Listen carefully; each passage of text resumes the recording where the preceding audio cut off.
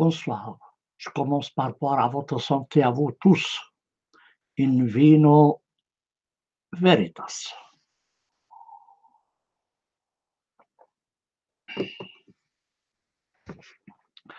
C'est le 9e épisode de la série d'articles intitulée La Palestine et le nazisme juif, publié en arabe et en français, enregistré sur ma chaîne YouTube.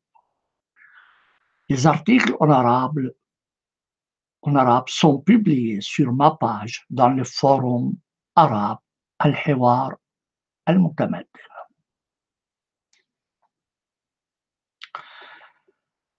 Je répète ici que la notion de nazisme juif n'est pas de moi.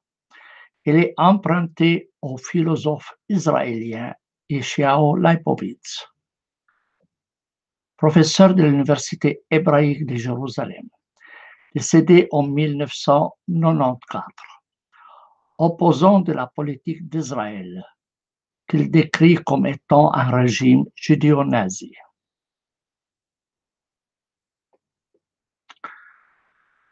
Je consacrerai cet épisode aux relations entre le nazisme juif et le nazisme germanique.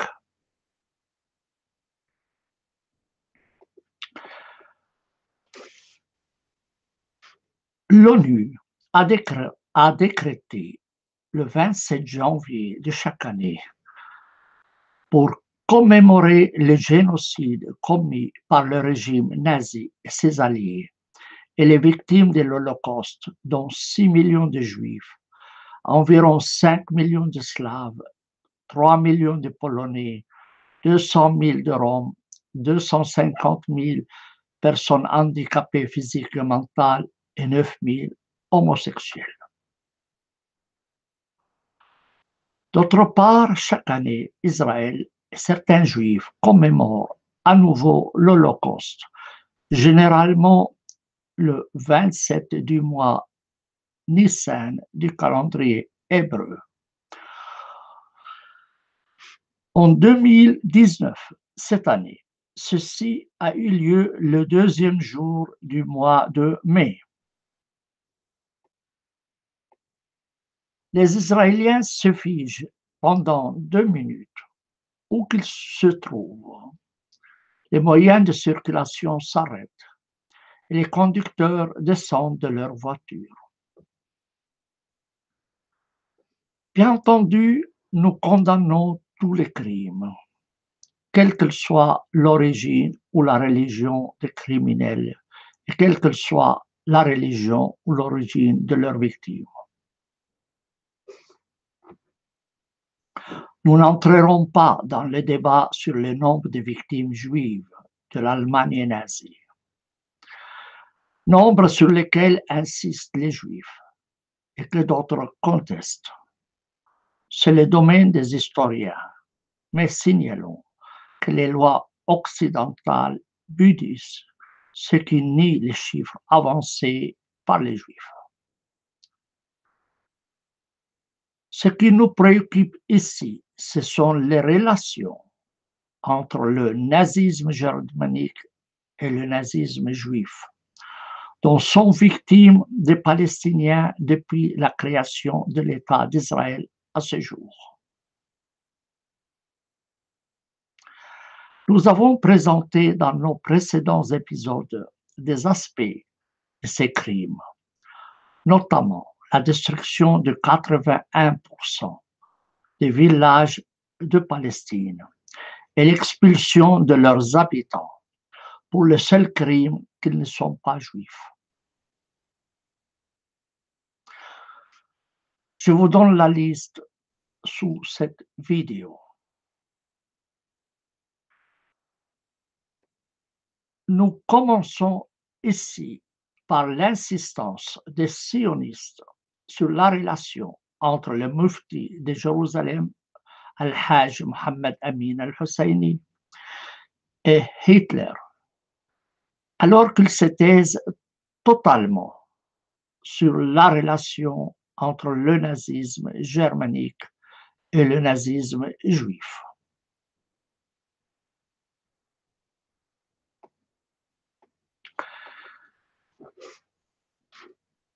Les politiciens sionistes se réfèrent fréquemment à la relation du Mufti de Jérusalem al-Husseini avec Hitler pour montrer qu'il avait joué un rôle dans les crimes nazis contre les Juifs. Il nous faut donc faire une présentation rapide de la vie d'Al-Husseini, de cette relation aussi objectivement que possible.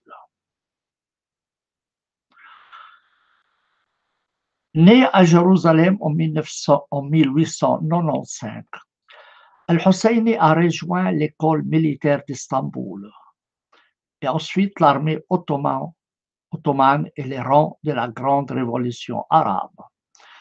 Il a participé à des manifestations en 1920 contre l'occupation britannique de la Palestine. La jeunesse de Jérusalem a attaqué le convoi britannique chargé de l'amener en prison. Il s'est enfui en Syrie. Il fut condamné par contumace à une peine de 15 ans d'emprisonnement, mais il a été gracié sous la pression de la colère du peuple palestinien.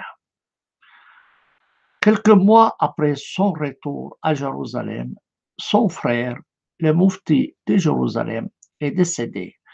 Il fut nommé comme son successeur.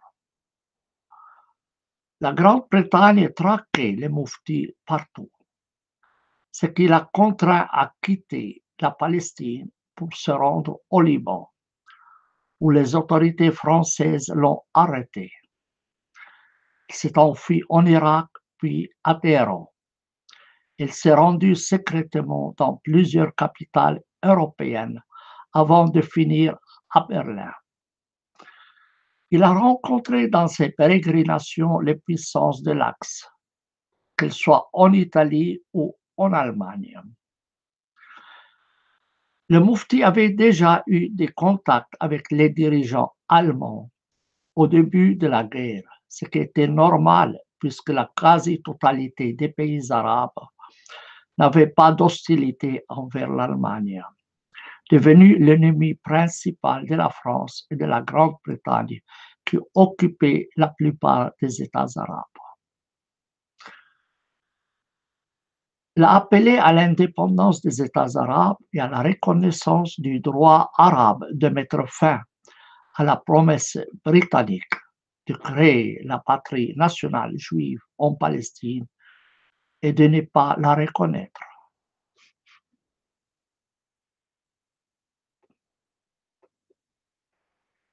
Al-Husseini a été accusé d'implication dans le massacre des Juifs par les Allemands, ce qu'il a fermement nié dans ses mémoires.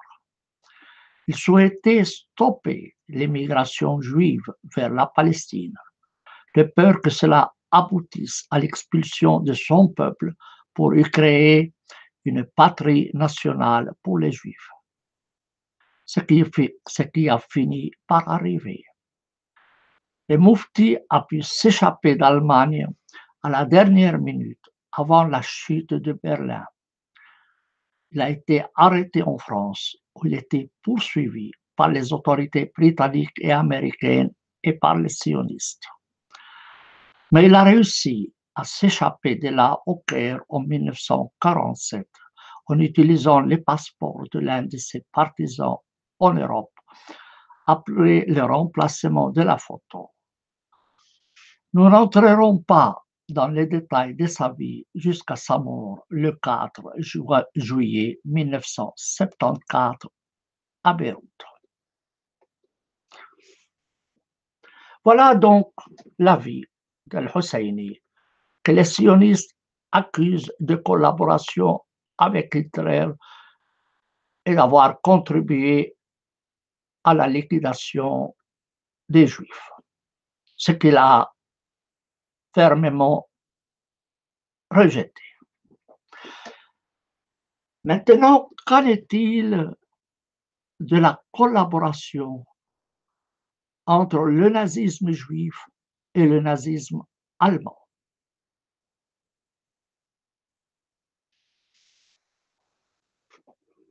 En fait, si nous en parlons, c'est parce que les sionistes garde totalement le silence sur cette relation entre le nazisme juif et le nazisme allemand.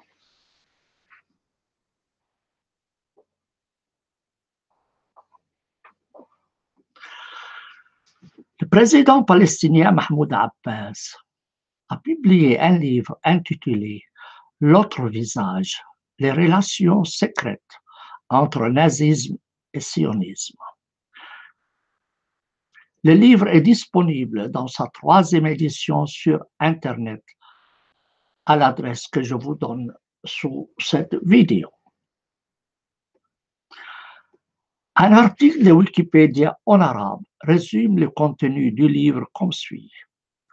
À l'origine, le livre était sa thèse de doctorat soumise en 1982 à l'Université russe de l'amitié des peuples sous le titre Relations entre le nazisme et les dirigeants du mouvement sioniste. Mahmoud Abbas dit dans le livre que l'Holocauste a été exagéré, que le sionisme a été le mythe de l'extermination de 6 millions de juifs, que le sion a créé le mythe de l'extermination de 6 millions de juifs en le décrivant comme un grand mensonge. Il y affirme que ces juifs tués par les nazis étaient en réalité des victimes de la conspiration sioniste envers le nazisme. Conspiration visant à nourrir la vengeance entre les juifs et à étendre leur génocide. Le livre aborde également des sujets tels que l'accord Havara, déportation, dans lequel le Troisième Reich a convenu avec l'agence juive de faciliter l'émigration des Juifs d'Allemagne vers la Palestine sous mandat britannique.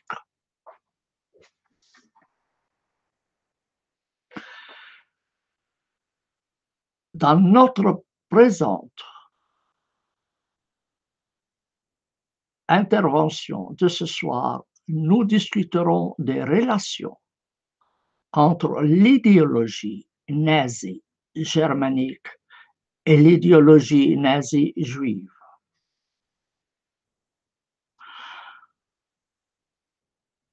Pour cela, nous devons présenter brièvement le contenu du nazisme germanique à travers ses lois nazies.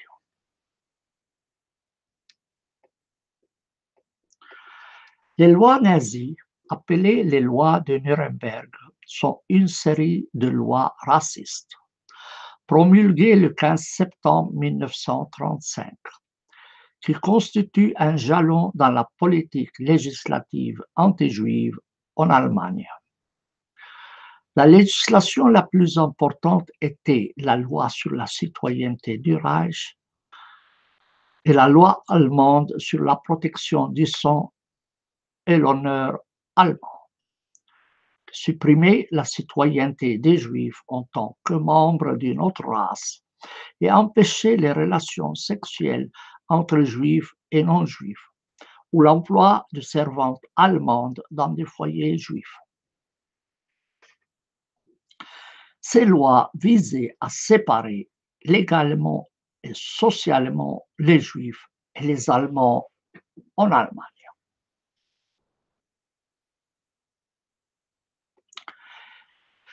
Cette idéologie raciste nazie exclusiviste n'est pas l'invention des Allemands, mais une idéologie empruntée aux Juifs. Il suffit de lire les ouvrages du professeur Israël Shahak pour se rendre compte du racisme au sein du judaïsme. Cette pensée raciste juive se trouve dans un discours publié en 1844 par le premier ministre britannique Benjamin Disraeli, dans lequel il décrit la pureté de la race juive dans des expressions qui feraient rougir Hitler lui-même.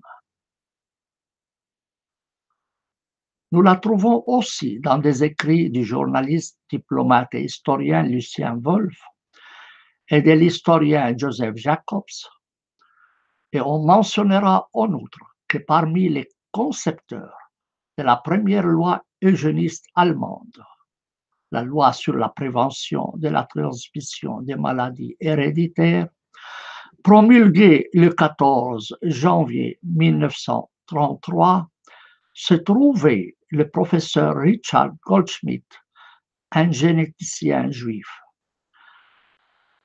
Ce projet de loi avait été préparé par des experts sous la République de Weimar en 1932 et fut promulgué en 1933 par le gouvernement nazi. Hitler n'a fait que transférer la pensée raciale juive en faveur de la race allemande. Les Juifs ne voyaient d'ailleurs pas de contradiction entre les lois nazies et les lois juives. La Fédération sioniste d'Allemagne a adressé au parti nazi, le 21 juin 1933, un mémorandum déclarant notamment: dans la fondation du nouvel État qui a proclamé le principe de la race, nous souhaitons adapter notre communauté à ces nouvelles structures. Notre reconnaissance de la nationalité juive nous permet d'établir des relations claires et sincères avec le peuple allemand et ses réalités nationales et raciales, précisément parce que nous ne voulons pas sous-estimer ces principes fondamentaux, parce que nous aussi, nous sommes contre les mariages mixtes et pour le maintien de la pureté du groupe juif. Les Juifs conscients de leur identité, au nom desquels nous parlons, peuvent trouver place dans la structure de l'État allemand car ils sont libérés du ressentiment que les Juifs assimilés doivent éprouver. Nous croyons en la possibilité de relations loyales entre les Juifs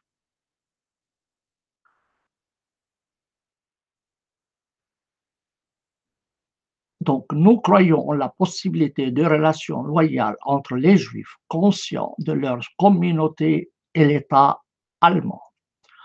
Pour atteindre ces objectifs pratiques, le sionisme espère être capable de collaborer même avec un gouvernement fondamentalement hostile aux Juifs. La réalisation du sionisme n'est gênée que par le ressentiment des Juifs à l'extérieur contre l'orientation allemande actuelle. La propagande pour le boycott, actuellement dirigée contre l'Allemagne, est par essence non sioniste.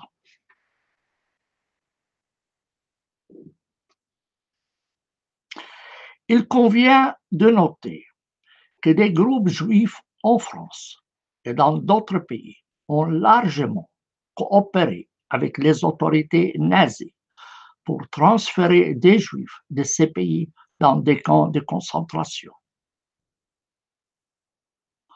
En plus, des citoyens des pays occidentaux occupés par les armées nazies ont coopéré avec les autorités nazies pour arrêter des Juifs et les acheminer vers ces camps. Ils ont creusé des tranchées et construit des fortifications pour l'Allemagne nazie. Il suffit de rappeler le régime de Vichy, qui a dirigé la France du 10 juillet 1940 au 20 août 1944 sous occupation nazie. Au procès des criminels de guerre de Nuremberg, au cours de l'interrogatoire du théoricien de la race, Julius Streicher, les juges lui ont posé la question suivante. En 1935, au congrès du parti à Nuremberg, les lois raciales ont été promulguées.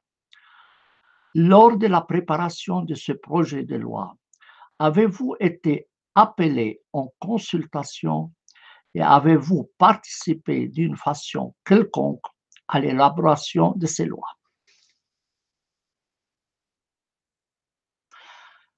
Réponse de Streicher. Oui, je crois y avoir participé en ce sens que depuis des années, j'écrivais qu'il fallait empêcher à l'avenir tout mélange de sang allemand et de sang juif. J'ai écrit des articles dans ce sens et j'ai toujours répété que nous devions prendre la race juive ou le peuple juif pour modèle.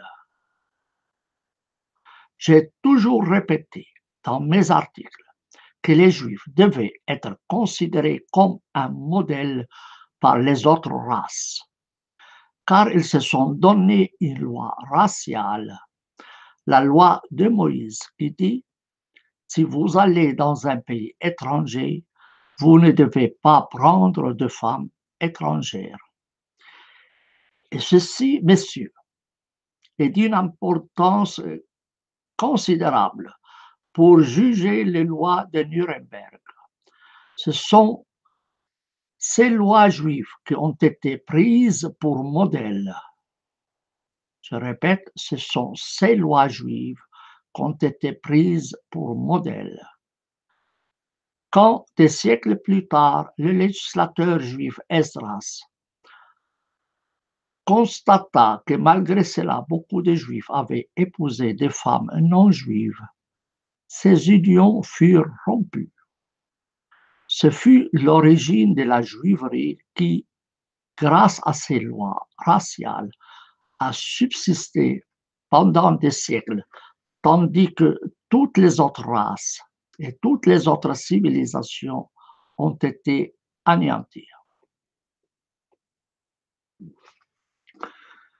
Signalons ici que la Bible interdit le mariage mixte entre juifs et non-juifs. On y lit. Lorsque Yahvé, ton Dieu, t'aura fait entrer dans les pays dont tu vas prendre possession, des nations nombreuses tomberont devant toi. Yahvé, ton Dieu, te les livrera et tu les battras. Tu les dévoueras par anathème. Tu ne concluras pas d'alliance avec elles. Tu ne leur feras pas grâce. Tu ne contacteras pas de mariage avec elles. Tu ne donneras pas ta fille à leur fils, ni ne prendras leur fille pour ton fils, car ton fils serait détourné de me suivre. Il servirait d'autres dieux, et la colère de Yahvé s'enflammerait contre vous, et il t'exterminerait promptement. C'est Deutéronome chapitre 7, versets 1 à 4.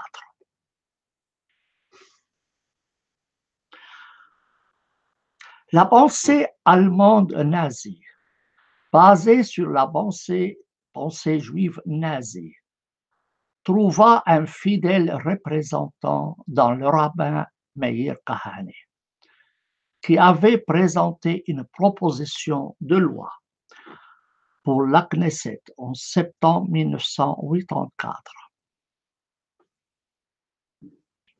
Le député conservateur Michael Etan a distribué un document comparant les textes de ce projet aux lois nazies susmentionnées. Voici le texte de la proposition du rabbin de Meir Kahane. Aucun non-juif ne résidera à l'intérieur de la ville de Jérusalem.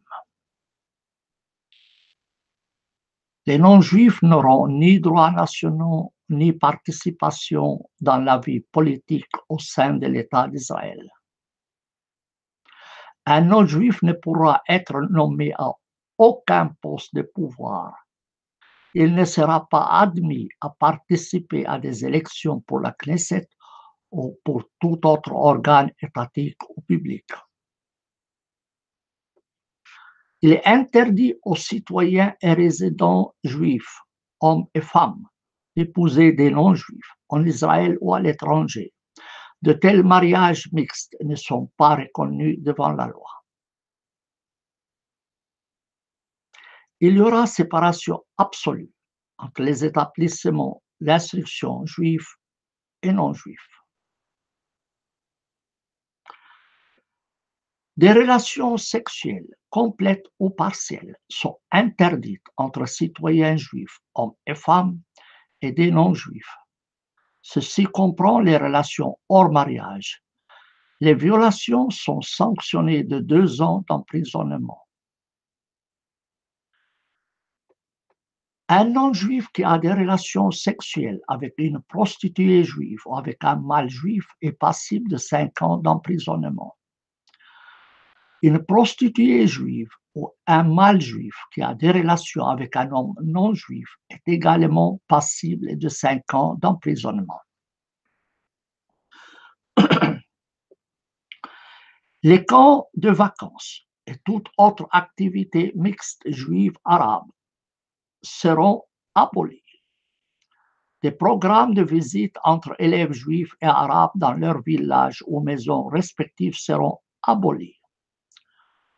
Les voyages à l'étranger où un enfant juif et l'hôte d'une famille non juive seront interdits, comme des visites analogues en Israël par des non-juifs seront annulées. Tous les programmes de visite entre étudiants juifs et arabes dans leur village ou leur maison sont annulés. Il empêche les voyages à l'étranger lorsqu'un enfant juif est l'invité d'une famille non juive et empêche les visites de non-juifs en Israël. Et enfin, l'établissement de plages pour les non-juifs séparés des rives des plages des juifs. Donc, de faire des plages pour les juifs et d'autres pour les non-juifs.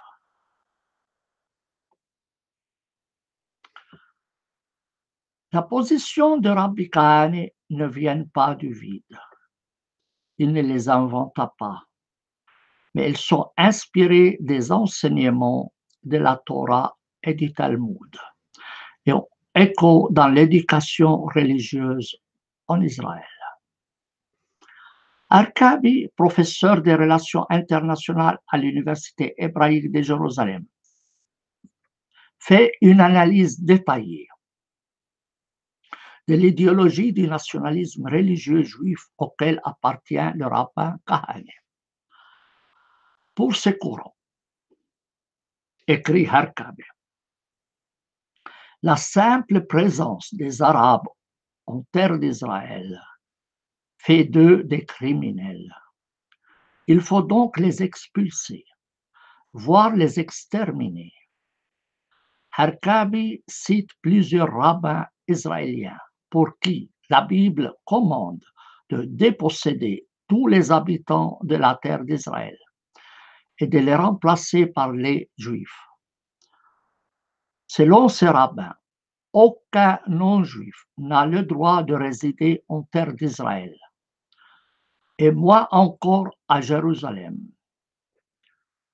Le maintien des non-juifs en terre d'Israël est une transgression de la loi religieuse juive, une profanation du nom de Dieu.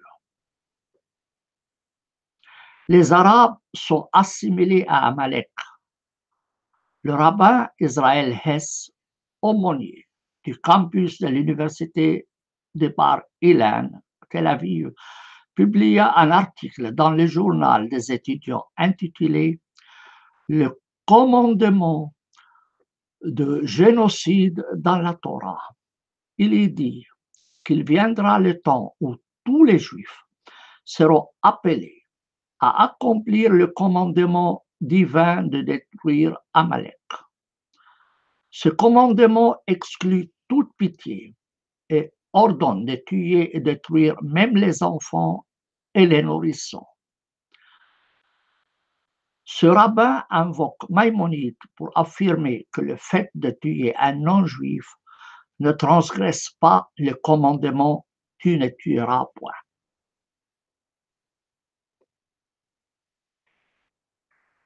Et dernièrement, deux rabbins d'une académie religieuse pré-militaire dans une implantation en Cisjordanie ont été enregistrés, faisant des commentaires désobligeants et racistes sur les Arabes, défendant la vision du monde d'Adolf Hitler et encourageant ouvertement la suprématie juive. Dans une série d'enregistrements publiés par la 13e chaîne d'information, le rabbin Eliezer Kashtil, directeur de l'Académie Bnei David à Eli, plaide pour réduire à l'esclavage les non-juifs, stupides et violents, du fait de leur infériorité génétique. Il dit, tout autour de nous, nous sommes entourés de gens qui ont des problèmes génétiques. Demandez à un arabe ordinaire, où voulez-vous vivre? Il veut vivre sous occupation. Pourquoi? Parce qu'ils ont des problèmes génétiques. Ils ne savent pas comment diriger un pays. Ils ne savent rien faire. Regardez-les. Dans son cours, Kashtil poursuit en prônant le racisme contre les non-juifs. Il dit, oui, nous sommes racistes. Nous croyons au racisme. Il y a des races dans le monde et les peuples ont des caractéristiques génétiques. Et cela nous oblige à essayer de les aider, a-t-il dit. Les Juifs sont une race qui réussit mieux. Dans une autre vidéo de la Yeshiva Bnei David, diffusée par la 13e chaîne israélienne, le rabbin Jora Redler fait l'éloge de l'idéologie de Hitler pendant un cours sur la Shoah. Donc, le rabbin Jora Redler fait l'éloge de l'idéologie de Hitler pendant un cours sur la Shoah. Il dit, commençons par nous demander si Hitler avait raison ou non. A-t-il dit aux étudiants. Et il ajoute, c'était la personne la plus correcte qu'il y ait jamais eu. Et tout ce qu'il a dit était vrai. Il était juste du mauvais côté. Redler poursuit en disant que le pluralisme est le vrai génocide perpétré contre le peuple juif et non la solution finale de l'Allemagne nazie. Et je cite, la véritable Shoah, ce n'est pas quand ils ont assassiné les Juifs. Ce n'est pas ça. Toutes ces raisons, qu'elles soient idéologiques ou systématiques, sont absurdes. L'humanisme et la culture séculaire de nous croyons en l'homme, c'est ça la Shoah. Un critique juif commentait. Ce que nous avons entendu ici n'est pas un lapsus. Ces mots se répètent depuis des années à Bnei David. Pas un lapsus, mais un ordre du jour bien précis. Et Bnei David n'est pas une île isolée. Le rabbin Dov Lior de la colonie de Kiryat Arba, qui réclame l'assassinat d'enfants non juifs, en disant il est évident qu'ils vont nous nuire. Lior a enseigné aux forces de police un programme spécial destiné aux volontaires religieux intitulé Les croyants dans la police. L'Holocauste a été décrit comme une punition divine des pécheurs par l'ancien rabbin Ovadia Yosef, qui croyait également que le but des non-juifs était de servir les juifs. Et il a assimilé les Juifs à des ânes.